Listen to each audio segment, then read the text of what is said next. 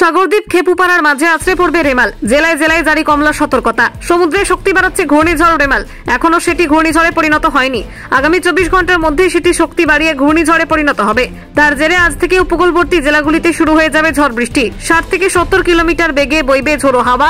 সমুদ্র উত্তাল হয়ে উঠবে আজ থেকেই। এদিকে আবহাওয়াবিদরা জানিয়েছেন, সাগরদ্বীপ আর বাংলাদেশের খেপুপাড়ার মাঝে আছড়ে পড়বে ঘূর্ণিঝড় রেমাল।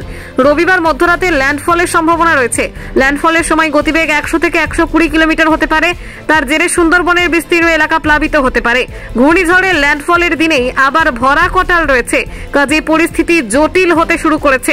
দক্ষিণবঙ্গের একাধিক জেলায় কমলা সতর্কতা জারি করা হয়েছে। আগামীকাল রাত থেকেই ঝড় বৃষ্টির দাপট বাড়বে বলে জানিয়েছে হাওয়া অফিস। বিশেষ করে পূর্ব মেদিনীপুর, দক্ষিণ 24 পরগনা জেলায় কমলা সতর্কতা জারি করা হয়েছে। কলকাতা জেলাতেও ঝড় বৃষ্টির সম্ভাবনা রয়েছে। সোমবার পর্যন্ত রাজ্যের বিভিন্ন জেলায় ঝড় বৃষ্টির সম্ভাবনা রয়েছে বলে জানিয়েছে হাওয়া অফিস।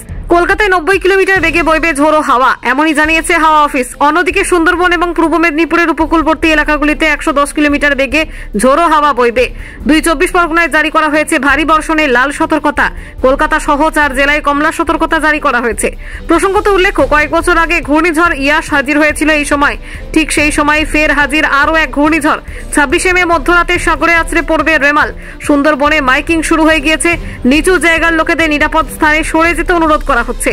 রেমালের গতিবেগ 135 কিলোমিটার থাকবে বলে জানিয়েছে হাওয়া অফিস। কাজেই ভয়ঙ্কর গতিতে ধেয়ে আসছে ঘূর্ণিঝড় রেমাল। সাগরদ্বীপ খেপুপাড়ার মাঝে আছড়ে পড়বে রেমাল। জেলায় জেলায় জারি কমলা সতর্কতা। সমুদ্রে শক্তি বাড়াচ্ছে ঘূর্ণিঝড় রেমাল। এখনো সেটি ঘূর্ণিঝড়ে পরিণত হয়নি। আগামী 24 ঘন্টার মধ্যেই সেটি শক্তি বাড়িয়ে ঘূর্ণিঝড়ে পরিণত হবে।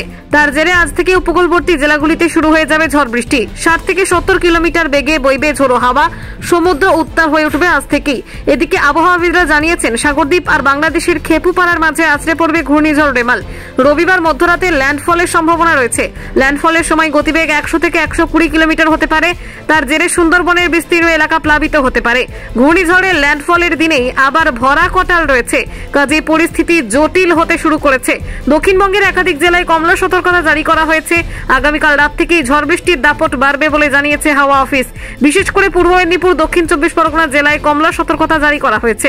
কলকাতা জেলাতেও ঝড় বৃষ্টির সম্ভাবনা রয়েছে। সোমবার পর্যন্ত রাজ্যের বিভিন্ন জেলায় ঝড় বৃষ্টির সম্ভাবনা রয়েছে বলে জানিয়েছে হাওয়া অফিস। কলকাতায় 90 কিলোমিটার বেগে বইবে ঝোড়ো হাওয়া, এমনই জানিয়েছে হাওয়া অফিস। অন্যদিকে সুন্দরবন এবং পূর্ব মেদিনীপুরের উপকূলবর্তী এলাকাগুলিতে 110 কিলোমিটার বেগে ঝোড়ো হাওয়া বইবে। 24 পরগনায় জারি করা হয়েছে ভারী বর্ষণের লাল সতর্কতা। কলকাতা সহ 4 জেলায় কমলা সতর্কতা জারি করা হয়েছে। প্রসঙ্গত উল্লেখ্য, কয়েক বছর আগে ঘূর্ণিঝড় ইয়াস হাজির হয়েছিল এই সময়। ঠিক সেই সময় ফের হাজির আরও এক ঘূর্ণিঝড়। 26 মে মধ্যরাতে সাগরে আছড়ে পড়বে রেমাল। সুন্দরবনে মাইকিং শুরু হয়ে গিয়েছে। নিচু জায়গার লোকেদের নিরাপদ স্থানে সরে যেতে অনুরোধ করা হচ্ছে। রেমালের গতিবেগ 135 কিলোমিটার থাকবে বলে জানিয়েছে হাওয়া অফিস। কাজেই ভয়ঙ্কর গতিতে ধেয়ে আসছে ঘূর্ণিঝড় রেমাল।